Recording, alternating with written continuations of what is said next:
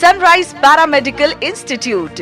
आपण करिअर म्हणून पॅरामेडिकल्स का निवडले पाहिजे? इयत्ता 10वी आणि 12वी नंतरचे पॅरामेडिकल अभ्यासक्रम व्यापक आणि विस्तीर्ण आरोग्य सेवा उद्योगामुळे विद्यार्थ्यांना रोजगाराच्या पुरेशा संधी प्रदान करतात. व्यावसायिकांना केवळ भारतातच नाही तर देशाबाहेरही मागणी आहे.